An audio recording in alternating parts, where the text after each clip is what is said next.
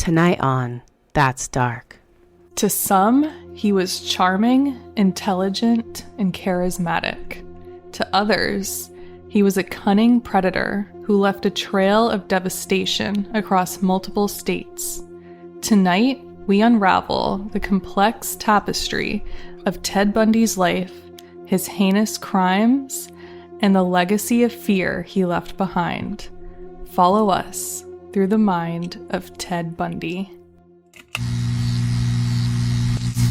Hello, everybody. Hi. It's Alyssa. And Heather. We're back.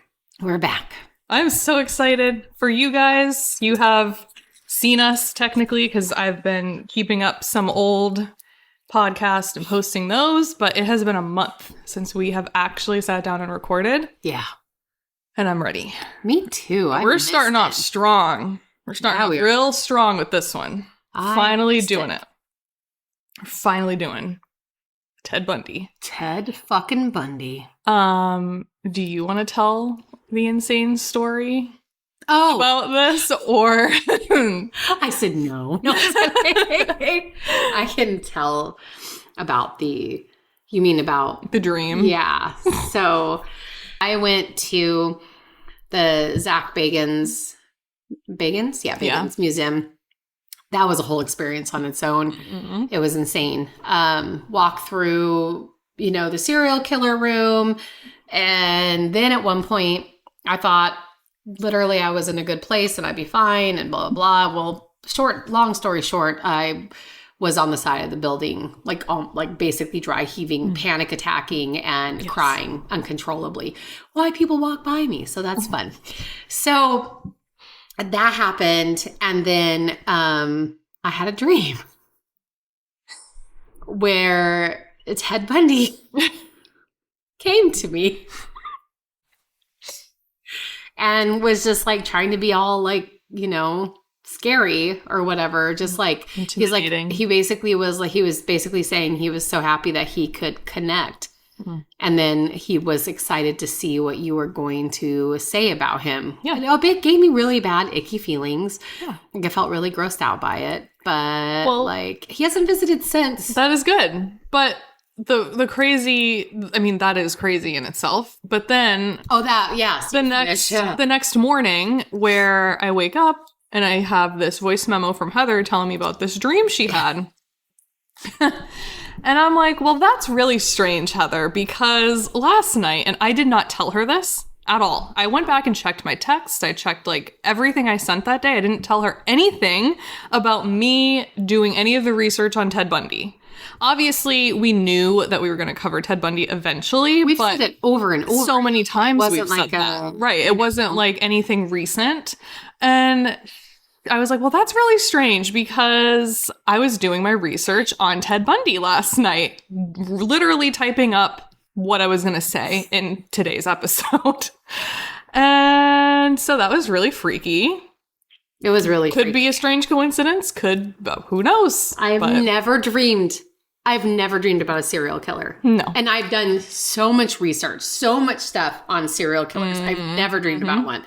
And in that room, the serial killer room, I remember them saying Ted Bundy stuff was in there. Yeah. I didn't even get to go near it because everyone was crowded around. Yeah. So I was specifically looking at the other serial killers. I didn't get to go near Ted Bundy's area. Yeah. Because everyone just was flocked there. Right.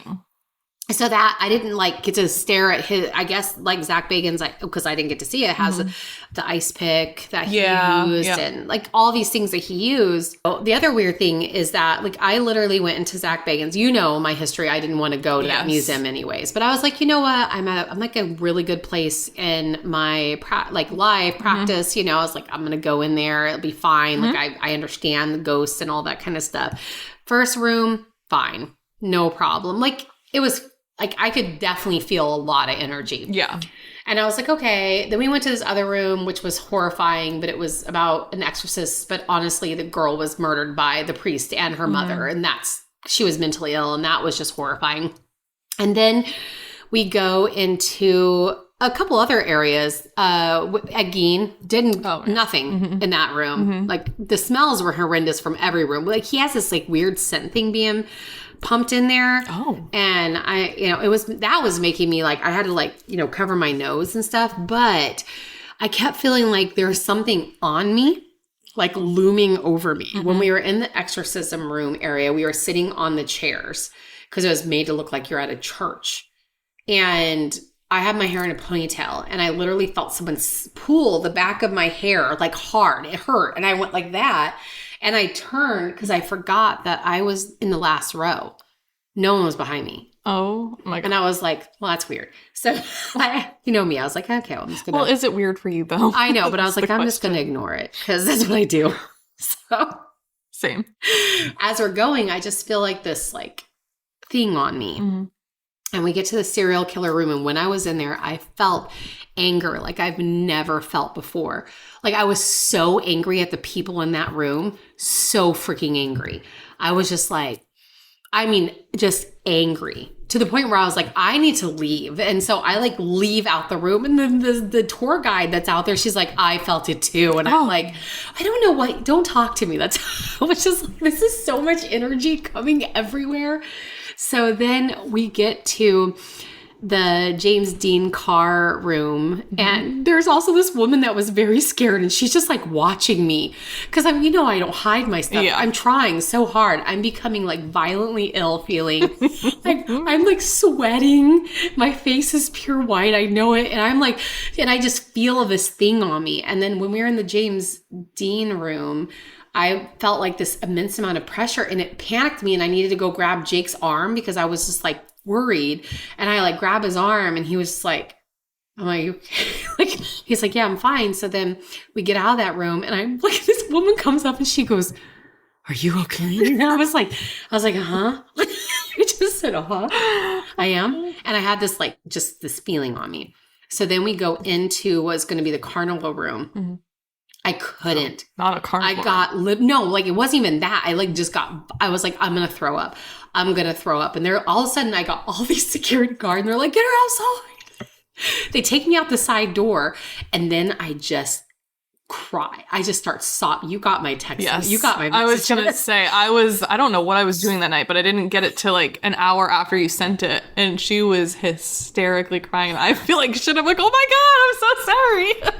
I didn't know who else to tell. Because Liz and them were still on the tour. They took me and they got me water and I was like dry heaving and I was like sobbing, because I sent you those messages because I was like, I don't know what's wrong with me. Like I was like, oh no. And sobbing. And they're like, okay, if you feel like you want to go on with the tour, once I was able to finally calm down, but I felt that thing still looming on me. So I brought salt in my purse and I grabbed 2 handfuls of it. And I just like very firmly, I was like, you may not be on me. You may not follow me. Like I just said that. And then I felt it recede. And then I started getting a little better. So I was like, okay, I think I can go back in. The minute I walked in there, hit again. And I went right back out. And I was like, I can't do it. Yeah. I can't do it at all. So then that night, Ted Bundy came to my dream. Yep. So I don't know who was on me. I don't know. He did say he loved that he could connect. Right. So I don't know if because I firmly believe if people are worshiping him anywhere, he's going to visit you. Well, I don't worship him, but no. We'll be talking about some of that today. But good God. Yeah. Well, I'll never go back there. No, I don't. I will never step foot or go back in that. I will never, ever step foot in that house again.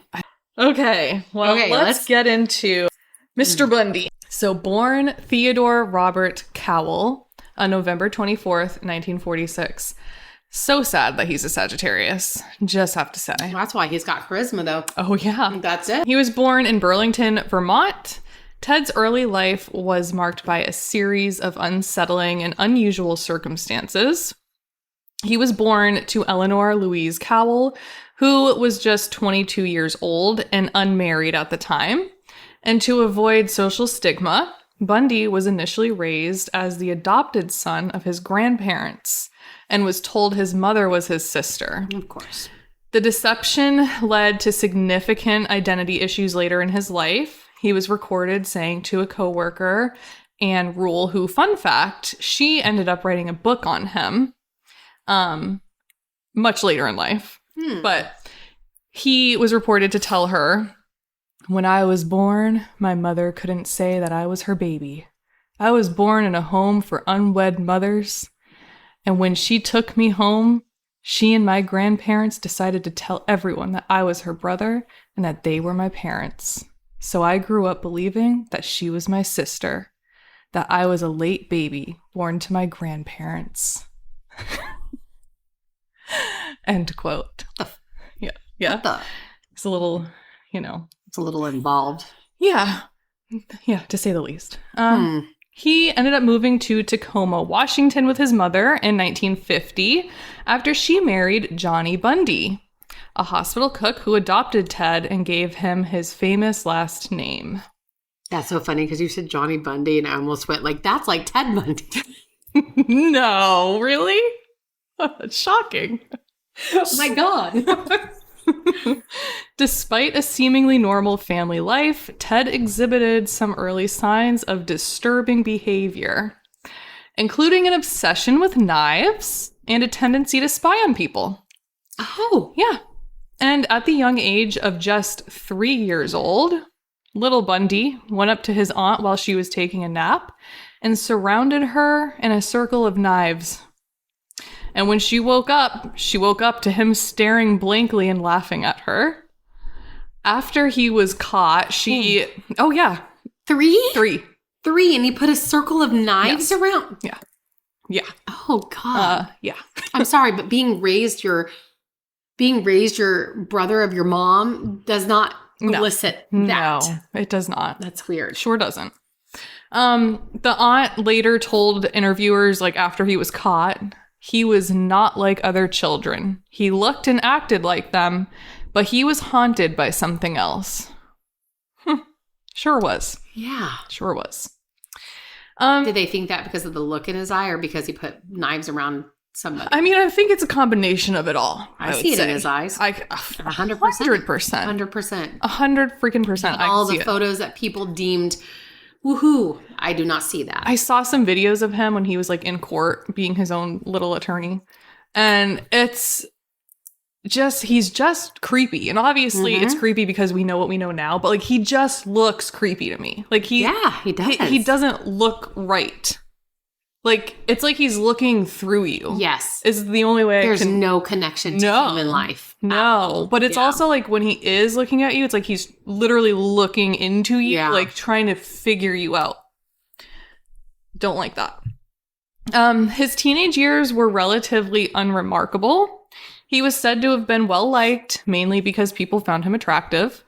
But he was very well-spoken, smart, did well in school, and was able to put on a pretty good facade. He was very charismatic.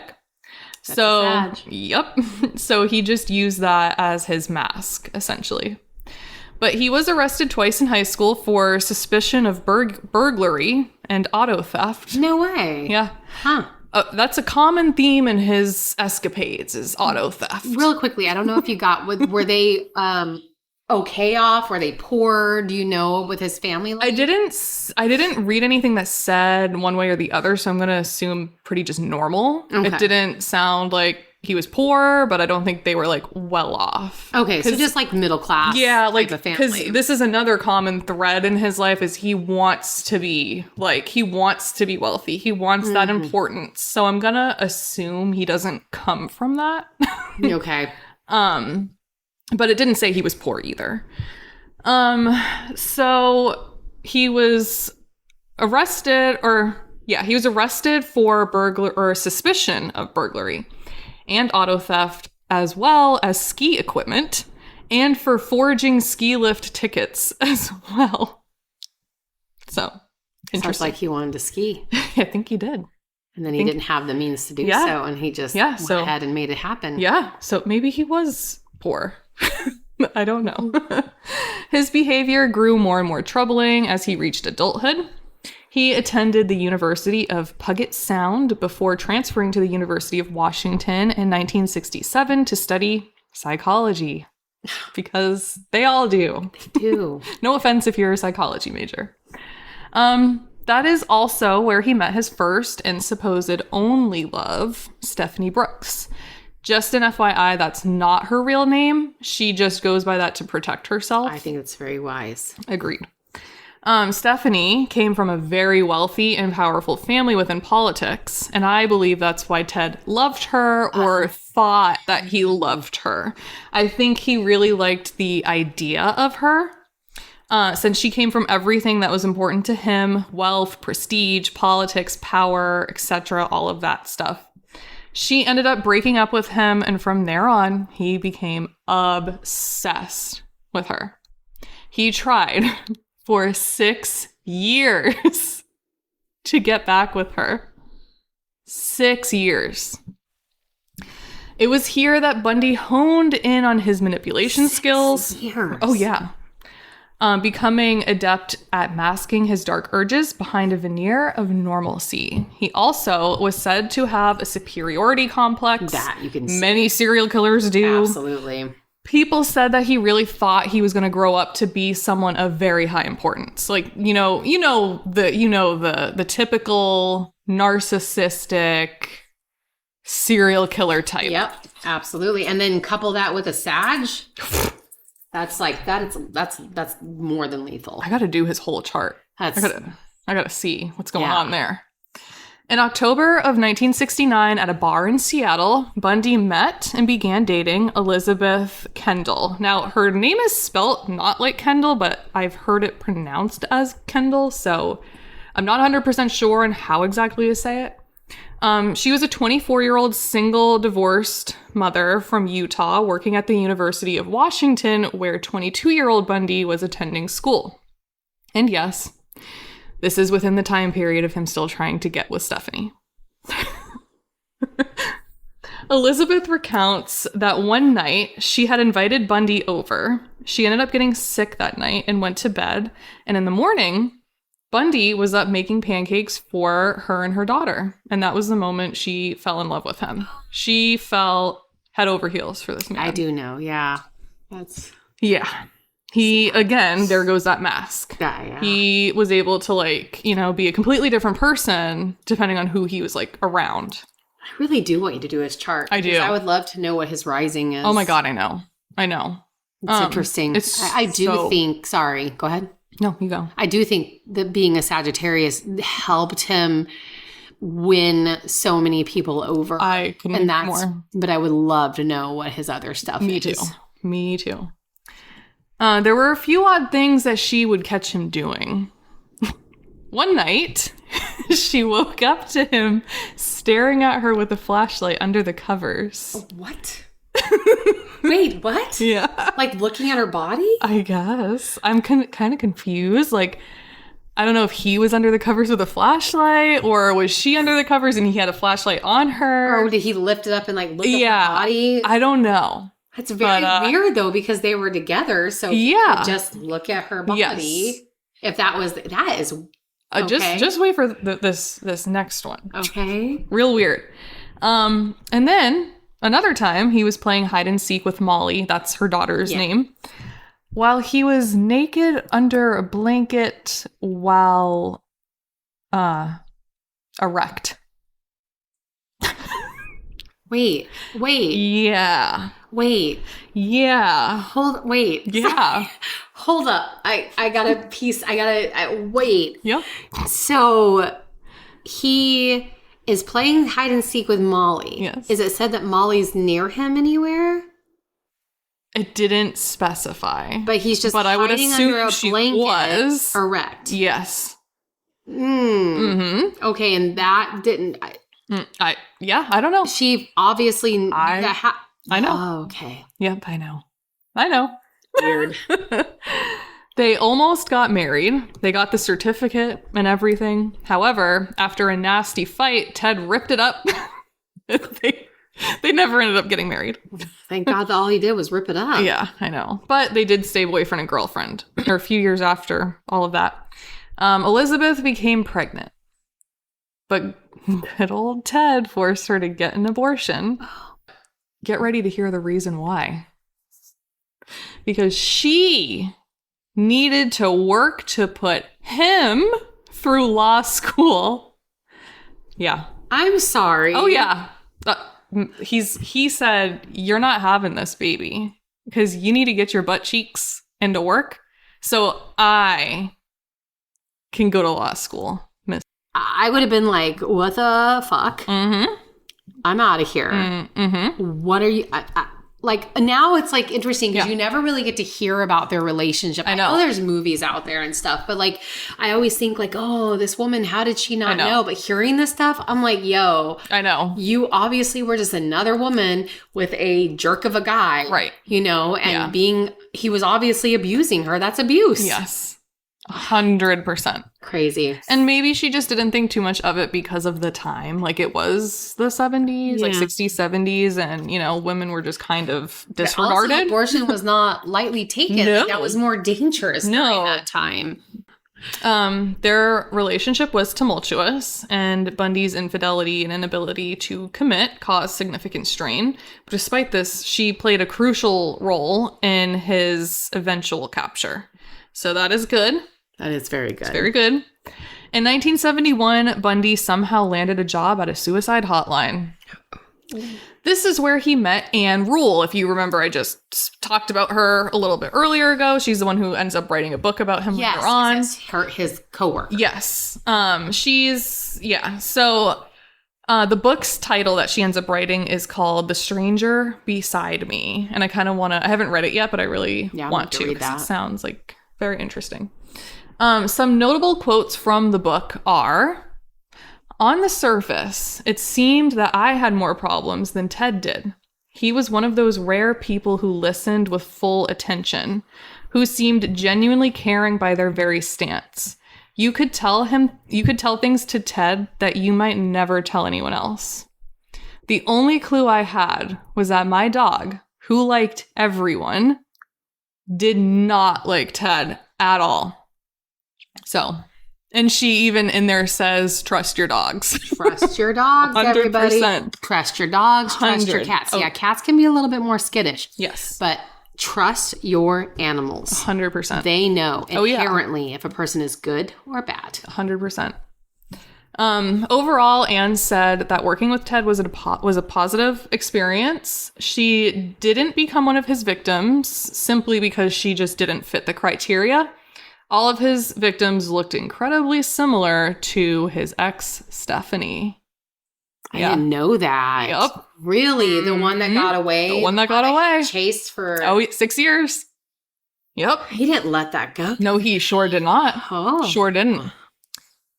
But also he went after strangers to remain undetected because this is another, stupid. No, I was going to say this is a common thing for him. This man, he thought shit out. Yeah. He was very methodical with everything. In 1972, can you guess what Ted Bundy decided to get into? You're going to be shocked. Politics. Oh, who would have thought? Not me. Whoever would have thought that a cunning, charismatic liar would get into politics? What? Shocking. This is brand new information. This is crazy. He became chummy with Governor Dan Evans' re-election campaign. Ted would pose as a college student and shadow the opponent of the governor just so he could get the speeches from him and bring him back to Dan. Yeah. He is all kinds of cunning. Oh, yeah. Holy crap. He was described as smart, aggressive, and a believer in the system. Okay. Yeah. That's because that kind of worked for him for a little bit. In 1973, he got back with long-term ex-girlfriend Stephanie Brooks. Wait. Oh, is he still with his lady? Oh, yes. Oh, just wait. Oh, but just wait a minute. Oh, you'll see. Okay. He would get engaged to her soon after that. And yes, he's still with Elizabeth. And no, neither of them know about each other. Oh my God. Now remember, Bundy was obsessed with Stephanie. Oh, yes. He tried for 6 long years to get this lady back. He gets into politics, more than likely to impress her. He finally gets the girl of his dreams back. Gets engaged to the woman of his dreams. Perfect, right? Then just completely cuts off all communication with her. What? Was it not what he was expecting? Was the... What? I don't understand. Like that, he made his goal. Yeah. He's like, I did it. Yeah. I don't need her anymore. He's like, okay, that's I mean, at least she only got the communication cut off. I mean, again, he's smart and doesn't want to off anyone near him. Exactly. But yeah. That is bizarro. Very bizarre. Just like immediately. As soon as he got engaged? Yeah. So she obviously is trying to reach out to him, get a hold of him, and finally one day she was able to, and she's basically like, what the hell? What happened? We were engaged. We're supposed to get married. And he simply replied with, I have no idea what you mean. And hung up. Just hung up. What? Yeah. 6 years. Oh, yeah. Oh, yeah. It was absolutely like the one that got away, but in a really sick mind. And once he got her, I guarantee it didn't live up to the whatever he created in his head. There's that possibility. But then you got to think and now he hasn't, as we know, he hasn't killed anyone yet. No. But all his victims look really shockingly similar to her. So there is that option that he finally attained what he was looking for, and it just wasn't like, it was like, lame to him. Yours, though. He could have wanted to get back at her. Like, oh, I'll show her. I'm going to get her. I'm going to riz her up. I'm going to get the lady of my dreams, and then I'm going to dip out. Oh, so he comes on top. Right. Exactly. She didn't ditch him. Right. So that's kind of another theory that I have. But yeah. But this is believed to be kind of what set him off. We're going to get into his murders now. So this is very disturbing information, guys. So if this is a huge trigger warning, if you are very sensitive to any kind of abuse, especially sexual abuse, this is probably not the episode for you. Holy crap. She really did. Like his victim. Yes, wow. They look just like her. Insane. Just like identical to her. He was known to have murdered 20 women throughout the 1970s. However, he admitted to murdering 36. Some people believe that he may have even killed up into the hundreds. His killing spree began January 4th of 1974. Karen Sparks, living in the University District of Seattle, was attacked in her home and left to die. Someone broke into her home while she was sleeping and took a metal pole off of her bed frame, would bash her head in, and then took the same pole and would use it to sexually assault her so violently that the pole actually punctured her bladder. Oh my God. Miraculously, her roommate found her 20 hours later still breathing. What? However, she suffered permanent brain damage, significant loss of hearing and vision, and internal injuries. Karen was able to tell police that she saw a man multiple times before the attack stalking her around campus. Now, this is not an official Ted Bundy victim. However, after you hear the rest of his murders, it's pretty obvious. She fits the look, too. Oh, she just looked so happy when she was young. Mm-hmm. It's awful. His first confirmed victim was 21-year-old Linda Ann Healy. He never confessed to attacking her. I didn't find it. Okay. But it is strikingly similar to how he goes about the rest of I've actually never listened to how he's oh my God, women. It's horrific. I don't know what it is about him. I just don't like being near him. I know. So I've never listened, but now I'm going to find out. So I'm finding out with you guys. Pretty horrific shit. So his first confirmed victim was 21-year-old Linda Ann Healy, a University of Washington student and also a local weather and ski reporter. There's that skiing stuff again. Interesting. tie that he has with skiing for whatever reason. Yeah. She disappeared from her basement apartment on January 31st of 1974. On February 3rd of 1974, police were called to follow up on a missing persons report regarding Linda. They found blood on her sheets and pillow, but not enough to indicate that she had bled to death. Her nightgown was hanging in the closet with a ring of dried blood around the neck, with some of her clothes, pillow, and backpack missing. Police theorized that someone snuck in, bludgeoned her, dressed her in fresh clothes, and then brought her to a second undisclosed location. Just 3 days after her abduction, a male called 911 saying, "Listen and listen carefully. The person who attacked the girl on the 8th of last month and the person who took Linda Healy away are one and the same. He was outside both houses. He was seen." They were never able to identify the caller, though, but 14 months after Linda's disappearance, her skull and jawbone were found on Taylor Mountain, just about an hour from her home. And Taylor Mountain that's going to be a reoccurring place that he likes to bring his, drop his victims off at. Really? Yep. I want to add a few interesting tidbits about Ted. He liked to kill near construction sites since they were typically loud. It could mask the screams of his victims. Also, later would start faking injuries to lure in unsuspecting victims. I did know that. Yes, and wore a turtleneck because it would hide a very distinct mole that he had on his neck. Gosh, that's why I always was like, why is this man wearing turtlenecks? Like, no hate, I love a turtleneck. It's also that was like, it was a style. He wouldn't be noticed because that was a style. That was that's but true. That's interesting that he thought that far is about the mole on his neck. Yes.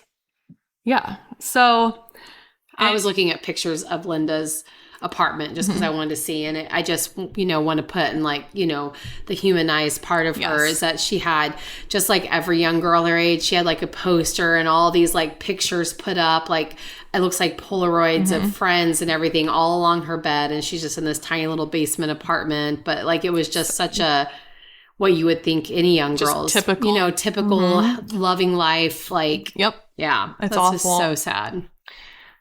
You may be asking, what about Elizabeth and Molly? Oh, yeah. Wait a second. He's still with them. Okay. However, it was noted that he began to change. He would go MIA for days at a time and just return and act like nothing happened. And of course, when she would ask where he was, he would explode and gaslight the absolute shit out of her and switch it up and blame her for something. So, typical narcissistic behavior there. Yeah. Do you think he stayed with her for a cover? I think so. Yeah. I think so. It's that whole narcissistic, like, this is my possession type of... It could be that too. Because he obviously has no human feelings. No, I think it's mainly for the look. The like, see, I'm this clean-cut man. I'm with this woman, with a kid. Like, could never be me. You know? Look at my family. March of 1974, just 1 month after Linda's murder, Donna Gail Manson, a 19-year-old student at Evergreen State College, just south of Seattle, would go missing on her way to a campus concert. Although her body was never found, Bundy later claimed that he burned her skull in the fireplace of Elizabeth's home. Oh my God. He would say later in interviews, quote, "Of all the things I did to Liz, this is probably the one she's least likely to forgive me for." What? End quote. Sir, I think there's a lot more. I'm sorry. You murdered women. Yeah. You engaged another one. I mean, there's a list. There's a whole... A list. Oh, yeah. And burning a woman's skull in her fireplace. I didn't even know a fireplace, like, hot enough to burn a skull. I know. From this point on, all of his victims were murdered no more than 1 month apart from the last. So he's just on a roll during it's working, time. Right? Yeah. It's working for him. At this time, Bundy started working at the Washington State Department Emergency Services, which was a place where missing people would be reported to. This was also around the time that he would start being described from people. So people would say that they saw a man in a turtleneck last seen with this missing woman. So he had to switch things up a bit. And he began introducing himself to young women as Officer Ted Roseland. Like, you're going to use your real first name, dude? That's how narcissistic he is. That just says it all. Because he is Ted. Exactly. Sadly, in April of 1974, his new title worked. 18-year-old Suzanne Elaine Raincourt went missing while doing laundry on campus. Even with a massive search for her, she was not found. However, some people on campus claimed that Suzanne had been approached by a man named Ted, who had his arm in a sling. Then, in May, Roberta Kathleen Parks disappeared on campus at Oregon State University, and Bundy then went on to assault her in either Oregon or Washington. It's not 100% clear. Investigators did later find her skull on Taylor Mountain in Washington. After the murder of Roberta, Bundy started to change the way he was murdering. Up until now, he'd been abducting, sexually assaulting, and then murdering them and leaving them to decompose on their own. However, he wanted to try out necrophilia. What? Yes. Claiming more victims in June, just 10 days apart. Wow. June, my goodness. Like, he doesn't stop, satisfied. Dude. Even for a minute. No, he doesn't. You know how, like, some serial killers, like, lay for it? Can't. Like, he can't. He literally couldn't. June 1st of 1974, he abducted 22-year-old Brenda Ball in Seattle, where he pretended to be handicapped and asked for help. Mm-hmm. Witnesses claimed to see her with a man who was also wearing a sling before disappearing. Her skull was also found on Taylor Mountain. June 11th of 74, 18-year-old Georgianne Hawkins disappeared outside of the University of Washington. This time, witnesses claimed to last see her with a man using crutches that appeared to be struggling with his briefcase outside of a brown VW Bug. There's that infamous bug. Oh, yeah. Hawkins was knocked out and then strangled to death. This was his first reported victim of necrophilia. So what he was doing now was abducting victims where he would usually sexually assault them, murder them, perform necrophilia, bring them to their shallow grave where he would frequent them, if you know what I mean. Mm-hmm. So he liked it. Yeah, he would come back. He dug them shallow because he wanted to keep coming back. And he would continue to visit them up until the point of decomposition was so bad that it would make it physically not possible anymore, or until he was grossed out because they were not attractive anymore. Mm-hmm. Mm-hmm. Oh, what? Yeah. I don't know why I'm surprised. Like, I don't know why when I hear these things, knowing that they're a horrible person and a serial killer, I'm surprised, but like, I had no idea. It's bad. I mean, like, just the stench alone. Like, I know. I mean, he would frequent them. I know. When they finally got where he didn't find them attractive anymore. Yeah. What? Mm-hmm. Yep. Real nice. He cannot visit me in my dreams anymore. No, thank you. Absolutely not. No, thank you. So based on evidence, Bundy murdered 6 of his victims before beginning this new venture, but all of the rest after those first 6 would have this same ending. Did he ever... So with those ones that he would use for necrophilia, were they murdered the same? Yeah. They had the same MO that way. Mm-hmm. And he would sexually abuse them beforehand. Yeah, he would sexually abuse them. And I think strangulation was his main way. His main go-to. Yeah. Bludgeoning and strangulation was like that was his thing. July 14th of 74, he got even more ballsy with his abductions, collecting 2 victims in just one day in broad daylight at Lake Sammamish State Park. Frantic. Yes. It's like frantic for these people, like to do this. Yep. Yeah. Witnesses claim a man with his left arm in a sling had approached multiple women that day, introducing himself as Ted. asking for help rigging his sailboat to his car. One woman agreed, but as she approached his car with no sailboat in sight, she grew concerned. Yeah. Ted would tell her, "Oh, it's at my folks' house just up the hill," in a British accent.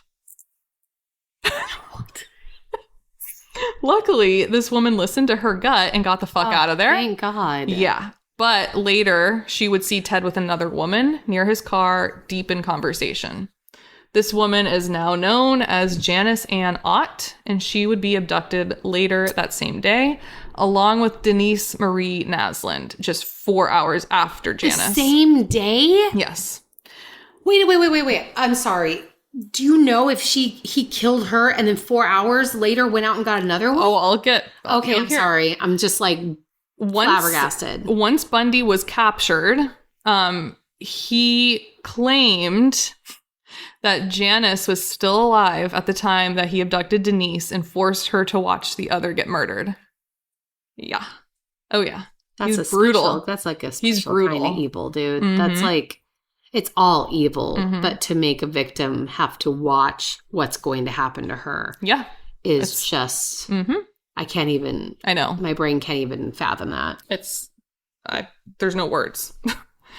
Luckily, the woman who escaped that day had an up-close interaction with Bundy, so she had a pretty solid description to tell police, describing him as a man who called himself Ted, with sandy blonde hair, about 5'10", with a brown VW Bug. And the police sketch was pretty spot on to what Ted actually looks like. Ironically, Bundy was still working at the suicide hotline, and Seattle's police department even nominated him to be the director of Seattle Crime Prevention Advisory Committee at that time. So this man, who fits the exact description, name and all, is right freaking in front of them. And for whatever reason, they just couldn't piece it together. It's so interesting because John Wayne Gacy really inserted himself into like law enforcement type stuff, politics. And then here's the thing is because back then everything was image. Yeah. Everything was image. Everything. So they knew to place themselves in those places of authority because they were not looking for those people. They were like, that couldn't be that person. There's no way. Yeah, where now we know because of these prolific serial killers. We know, you know. However, Miss Icon Anne Rule, Bundy's coworker at the hotline, reported him after seeing the sketch. Okay.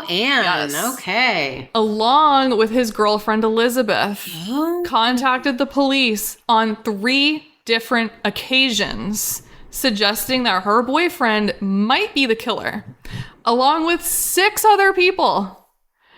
But because it was the 70s and image is everything, they didn't do anything because there's no way a clean-cut man that's smart could be capable of doing that. That's in the crime prevention thing. That is on the that works suicide hotline. Exactly. That wants to get politics. Yeah, he wants to get in politics. No way. There's no way he could be involved. Not this white male who did all that. Never. I will say, though, it's important to note that the police were receiving up to 200 suspects a day from people. I mean, you gotta be scared, though. You gotta be scared and just going in. Yeah. I think I would just be on, like... Everyone. I'd be like, it's him. Are you... Don't talk to me. You know? Like, yeah. So when you look at it from that angle, it makes a tiny bit of sense as to why they didn't just go straight for him, but still to not even investigate him is crazy. I don't know if they knew that Stephanie was his girlfriend when she said it was him, but if she did, to have someone's girlfriend...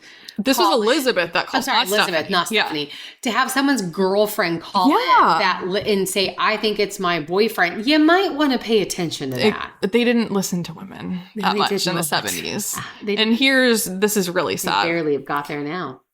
So eventually, Elizabeth asked her father to report Bundy because his word would be taken more seriously because he's a man. But he refused. Because it would ruin Bundy's reputation if she was wrong. What? She later reports that she felt as if her own father had taken Ted Bundy's side over hers, which he essentially did. He did? Yeah. Bundy knew that they were close. They were honing in on him. So he left for Salt Lake City, Utah to go to law school. And he would also get baptized in the Church of Jesus Christ of Latter-day Saints. He's a Mormon.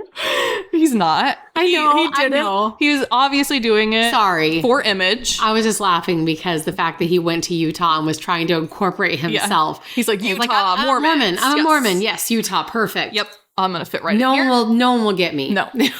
No religious man has ever committed a crime before, right? Ever. Never. Especially, never happened. No. Definitely not. Nope. They'll protect me. Yes. Bundy attempted to lessen his crimes. He just wanted to go for a casual rape and let him go. He just wanted to, casually just... This man's obsessed. Yeah. He can't even stop. No. A casual rape? He was like, I'll just do that. I'll just lessen it that way. It never ended up working though. He always ended up murdering them. Yep. Of course. The first few victims of Utah were Nancy Wilcox, who was abducted in October of 1974, along with Melissa Ann Smith and Laura Ann Amy. Not Smith. Laura Ann Amy. They were later to be found in the mountains of Utah soon after having been messed with after death several times up until the time of unrecognizable decomposition. So can I ask a very gruesome question?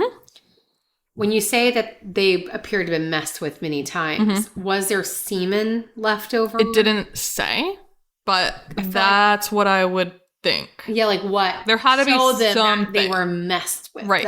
Sorry. It's just my curiosity. I just want to know what. And maybe an autopsy. Well, I mean, they wouldn't be doing an autopsy, but maybe there's a way. I don't know. No, they I don't know. Would do an autopsy if they have a decomposing body. That's true. I guess they could probably tell if it had. I wonder if it's like the rigor mortis. Yes. If it's like you can see. Yeah, that's what I'm thinking. Maybe some tearing stuff like that. Like I just want to know what made them say, okay, this person's... Well, he admitted to it. Well, I know.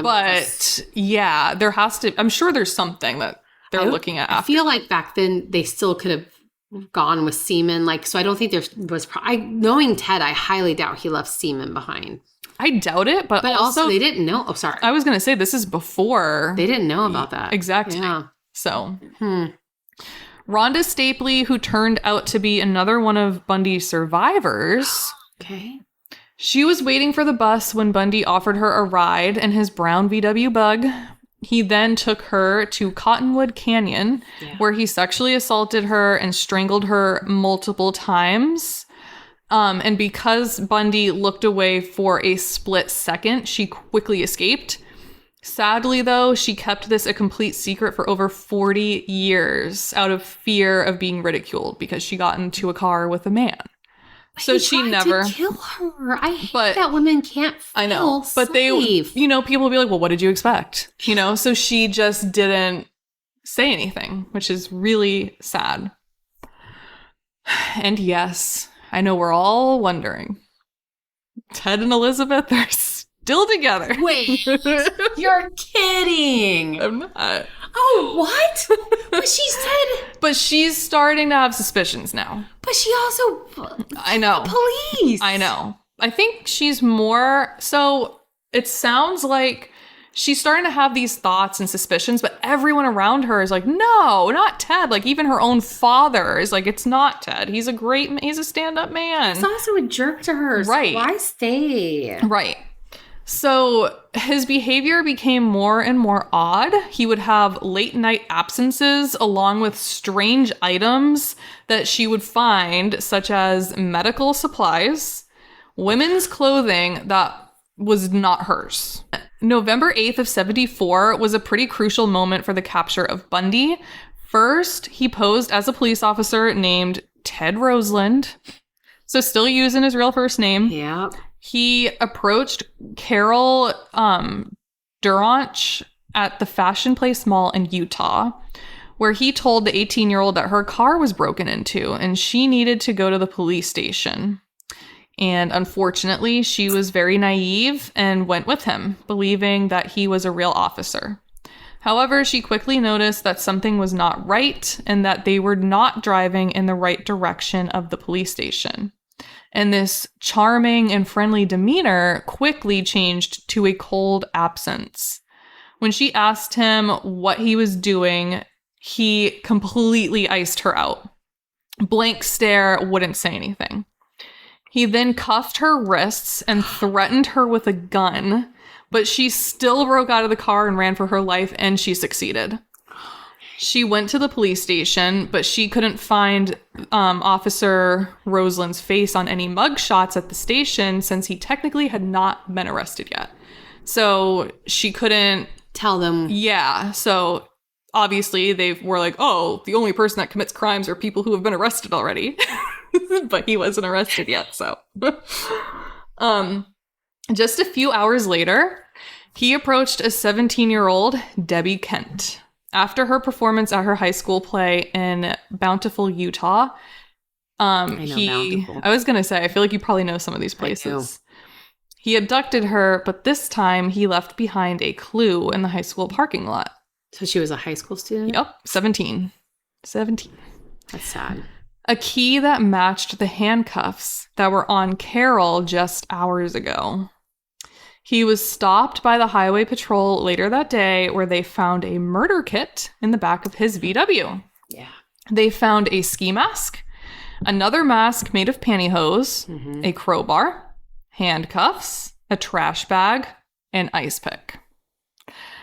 And other items that made him look very sus. So he was taken in. Yeah, that's like a little sus there.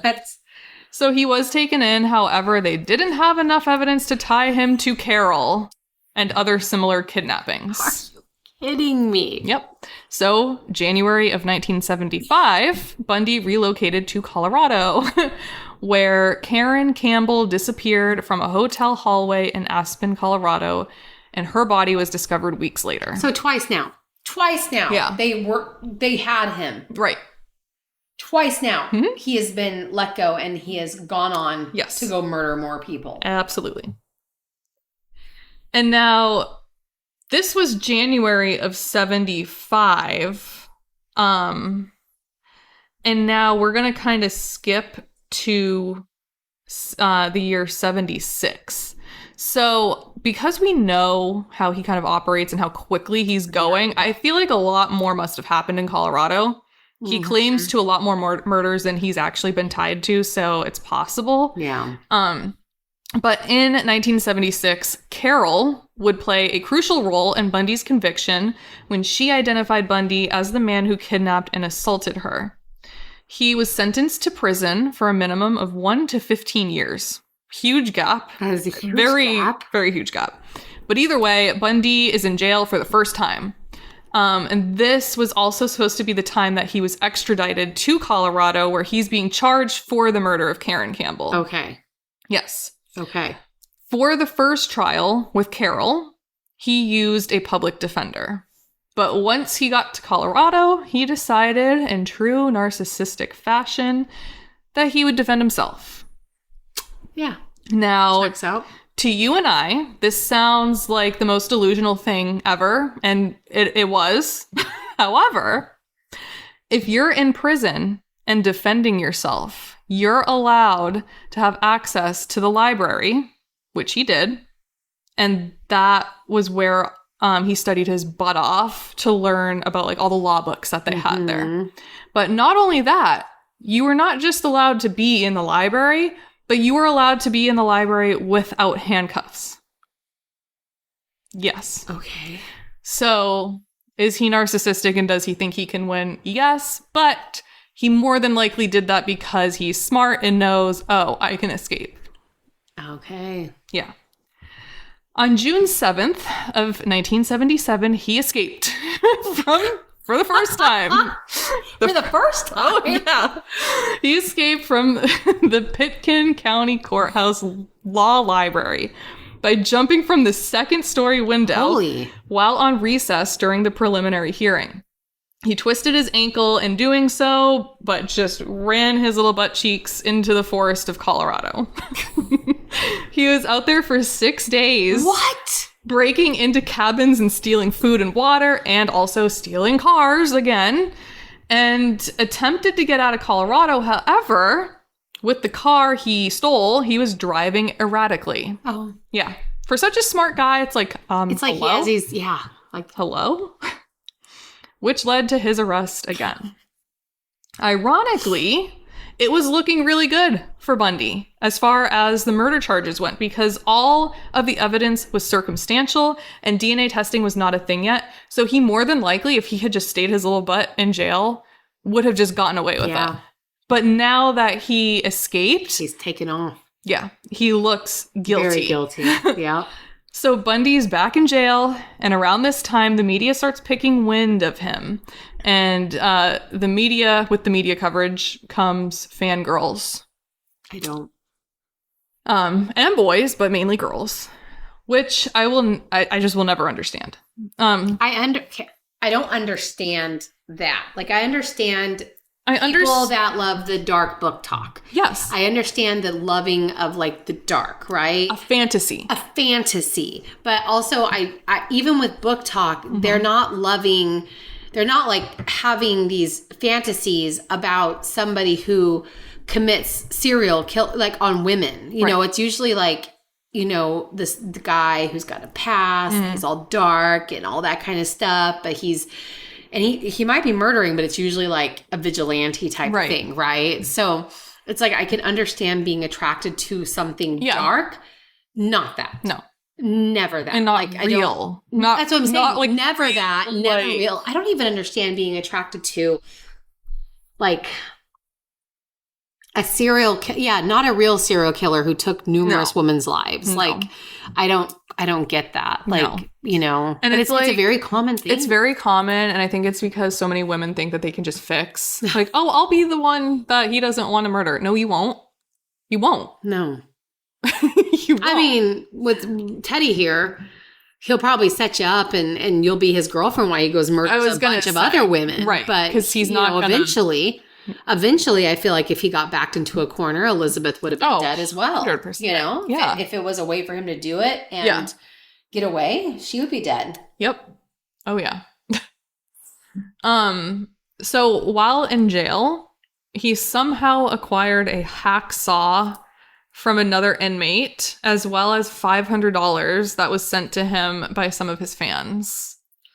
The hacksaw doesn't surprise me. Yeah. I know. Too many shows. I know they get their hands on everything. So he began hacksawing a 1 square foot, I believe, a 1 square foot hole into the corner of the cell ceiling every night during shower time when all of the cellmates would not be around. He also lost 35 pounds to be able to squeeze himself through said hole. He did a few practice runs just to see like what kinks needed to be, you know, worked out in his little escape plan. And on December 30th of 1977, he made his full attempt. He crawled into the hole, popped out into the jail's crawl space, breaking through the ceiling to the apartment of the chief jailer, who was conveniently out with his girlfriend at this time. And he just walked out the door, where he stole a car and headed to Chicago. Yeah, he goes to Chicago, but that's just a little pit stop. Oh, okay. Because his main goal was Florida. Of course. Tallahassee. Oh. Yep. Now, you would think after successfully escaping from jail, he would lay low for a bit. But no. He continues to commit his murders. Are you kidding? But ramps it up even more. Do you think he literally just broke out to be able to murder as much as he can before he gets caught again? That is crazy. I know. January 15th of 1978. He's truly psychotic. He literally. I'm floored. I know.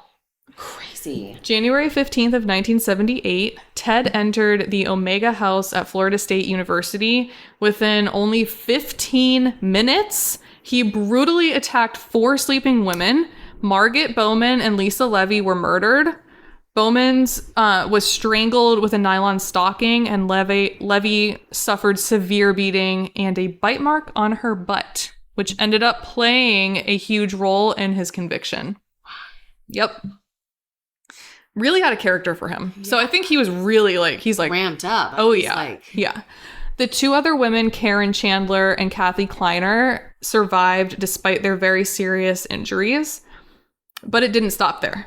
Bundy went on to attack Cheryl Thomas as well, who lived nearby. Surprisingly, he laid low for about a month without being caught.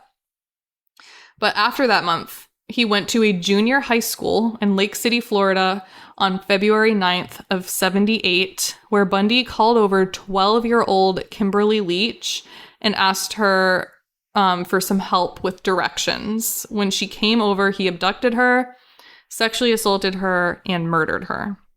Her body was later found in Sewanee River State Park, badly decomposed. How old was this one again? 12. That's... Yeah. And now this is the one that Ted doesn't really seem to have any feelings at all. But he claims that he didn't know her age.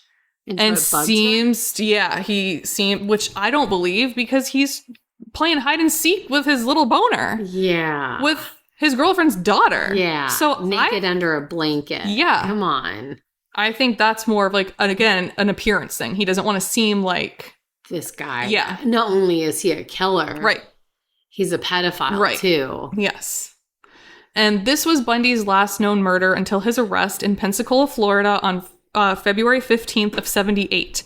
31-year-old Bundy was driving a stolen orange VW Bug, which caught the attention of Pensacola officer David Lee for having... Dumb. Get a VW Bug.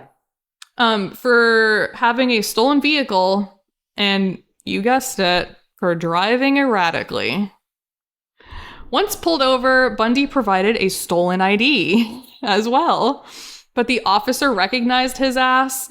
From that point, once he was like recognized, Bundy tried to run. However, he was caught and arrested. And being charged for the third time.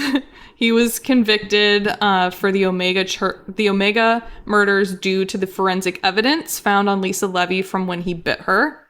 So, good thing, not good thing he did that, but that he decided to bite her because now there's like actual forensic evidence.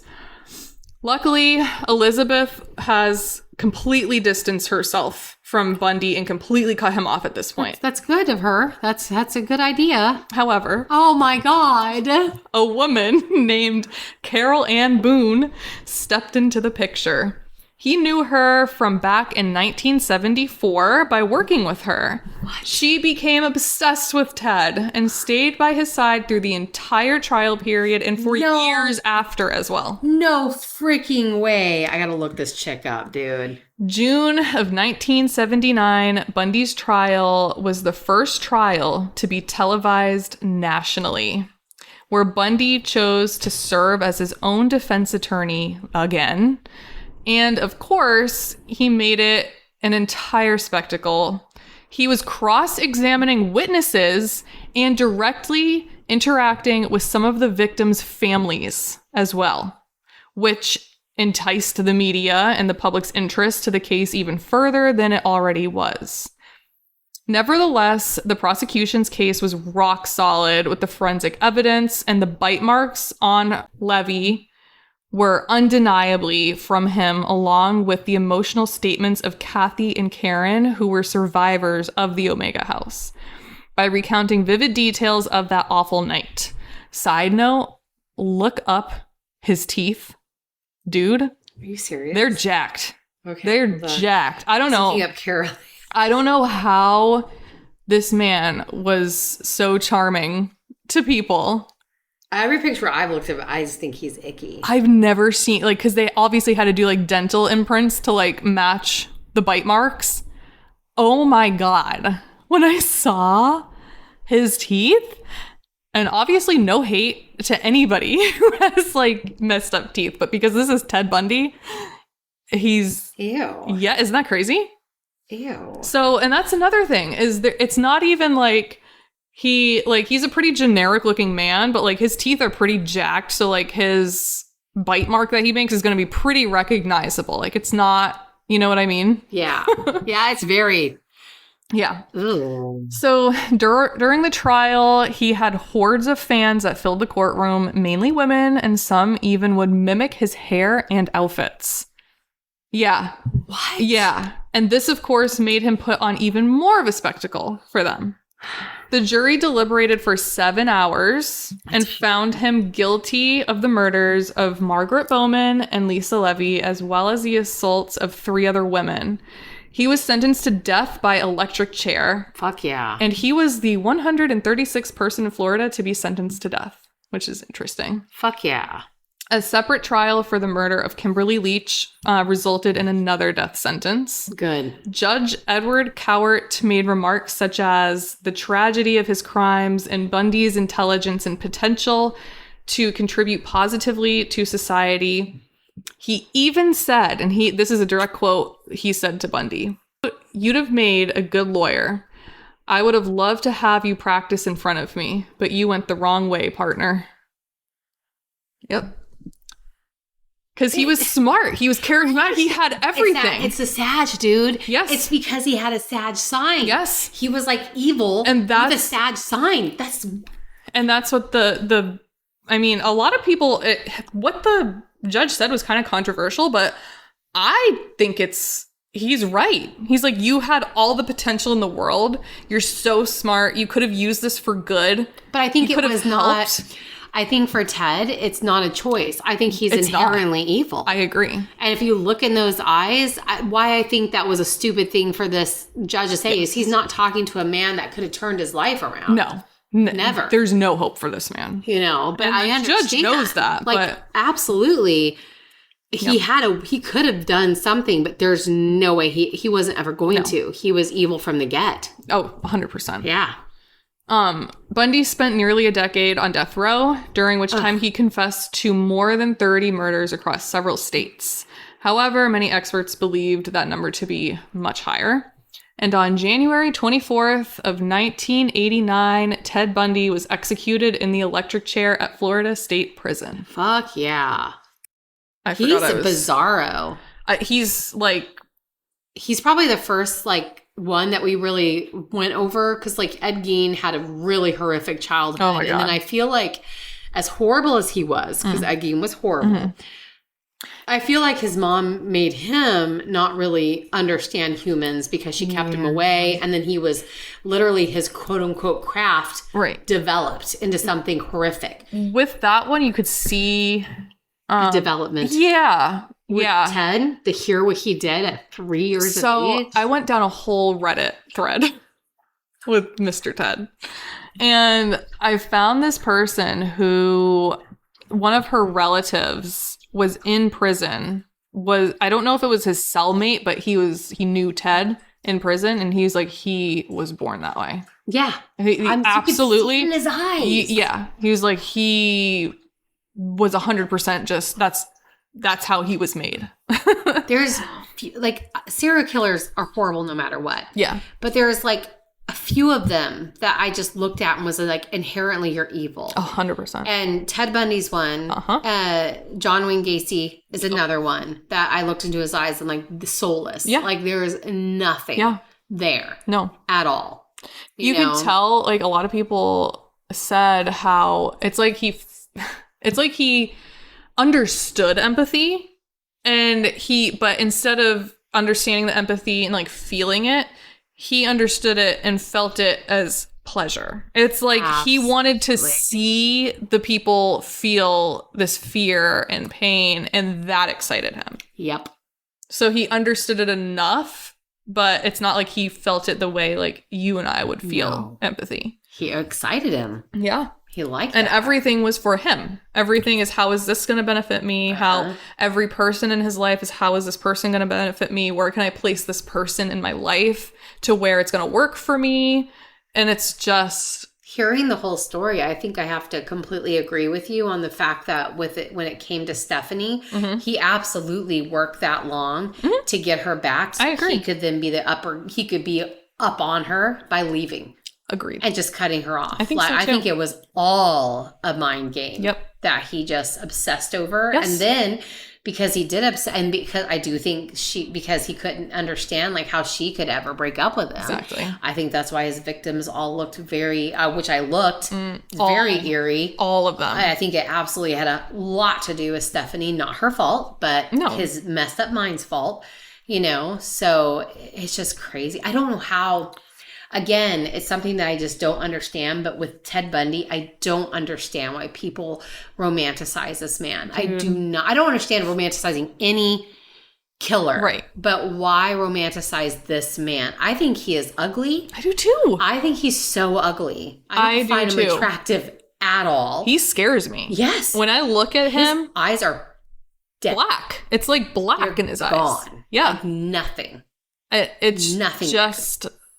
And I mean, there's nothing special about him. No. He just looks like a man. Like he just looks like an average man. And you know it's the Sag energy. Yeah. Like it has to be. It has to be that charismatic, saggy energy that draws people to him, obviously. Yeah. I mean, it's just... Because it's not his looks. No. It's not his teeth. But a lot of people are like, oh, Ted Bundy was so hot. I'm like, no. And there's like maybe one picture that I found that, because you know they use Zac Efron as Ted Bundy, that I could see why they use Zac Efron. One, right? Just one picture, out of all of them, and I'm just like, he's not this attractive man. No. You know, it's interesting because you hear so much about Ted Bundy's looks, and you get the idea if you don't delve into it that he killed all these women by dating them because they make it seem that way. No way. He was a ladies' man, all this kind of stuff. He tricked them, every single one of them. He was not a ladies' man at all, in the slightest. No. The only way he's coined that term is because of his fans, because he was the first. This was the first murder trial to ever be televised nationally. So this case is the beginning of like true crime cults, I feel like. Yeah, like, absolutely. Like the cult following, like this is like the very first instance of it. And people went nuts for him. What about Manson? Didn't do any of his own killings. No. It was all the women that did it for him. Right. But that was a cult following for him too. But yes, this is just like, I mean. His was a cult following in person. Well, I mean, look at the fact that, what is that, the newest one, Shonda, her son has a fiance now. I'm just like. Dude. What? And a Chris Watts. Yes. Oh, he's got a cult following. He has one. I know. Insane. Dude, I don't get it. I'm like, he killed his wife and children. This man, Ted Bundy, killed so many women. Not only that, then used their body after, like desecrated them after the fact. Like, yeah. I get having attraction to dark. Yes, I get it. I get it. Lots of people do. Yeah. You know, but there's a different kind of dark. Mm-hmm. And then there's that. Right. And it's like not the same thing. It's just so crazy. And again, I know it has to be where it's just that thing in a lot of women that they can fix them. They can change them. I'll be the one. I'll be so amazing that he's never going to want to kill again. I'm sure he'll tell you that. I'm sure that any man will tell you that when they're in prison. Like, you know. Yeah. Especially if he's getting $500 from people. Like, hello? It's... glad the man's dead. He can not ever visit me again in my dreams. I do firmly believe he visits Zach Bagans' museum. Oh yeah, I do. He loves a little like show. He does. He wants to put on a show. He wants to see people like make a spectacle out of his museum little area that's there. And they gathered. Who has? Does Zach have his VW bug? No. Who has that? No. Where? That's somewhere, and I can't remember where. Zach doesn't have that. Zach has Kevorkian's van. Oh. He has his van. He has a piece of James Dean's car. Yes. I don't think he has the bug, but he does have that kill kit you talked about. Yes. Zach has that. Yep. That was what he has in that case. Okay. That everyone of course, was surrounding that. Yeah. You know what I find really interesting is even after death, his charisma carries on. It's that energy is like crazy. that even to this day, it's like the most, like, it's, remember when we did Ed Gein? And to me, Ed Gein is like, what the fuck? Yeah. Like, that's obviously Ted Bundy, that's horrific what he did, but Ed Gein is just like, what in the hell? Yeah. And for whatever reason, Ted is just the most prolific one. Like, everyone knows Ted. Like, there's not one person that doesn't know who Ted Bundy is, that literally have a crush on him still. He's dead. And I've heard people just still like romanticize him. Yeah. I don't think it was by accident they used Zac Efron, one of this of course. It wasn't by accident. No. Because they know that women just, because there's something about Ted Bundy because no one romanticizes the BTK killer. Oh, God, no. Nobody. No. He strangled and killed and sexually abused women, but he essentially did the same thing that Ted. Exactly the same thing. Same shit. No one. No. You don't ever hear it. I don't think he even has a following of any sort. No. Because he's not charismatic. No. He doesn't have that energy. No, he's got asshole energy. Like, massively. He does, though. I would love to know his sign because he just has asshole energy. He does. I really think it's just because I would like to know Manson's sign, too. I'm going to have to do some search in this because he's something about the eyes on him. I want to say he's a Scorpio. Chills. I want to say, but I could be wrong. Me chills. He's just a nutcase. But you could see the nutcase with Ted Bundy. It's literally just dead. Dead. When she talks about him looking at her with a debt, I'm like, I get it. I see it in every one of his pictures. Yeah.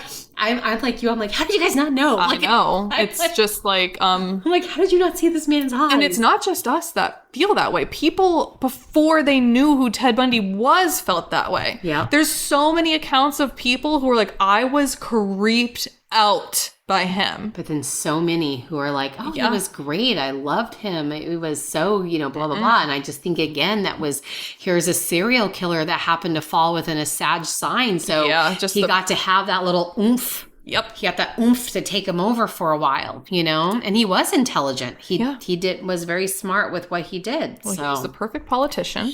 That's for sure.